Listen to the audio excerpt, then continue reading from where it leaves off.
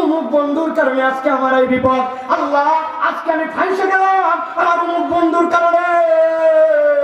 আল্লাহ ফেরেশতারা বলবে, কি করছিল রে তোর বন্ধু? ধান লাগাইছিলি, পাকা ধান কাটার আগে মই দিছিল। কি করছিল তোর বন্ধু?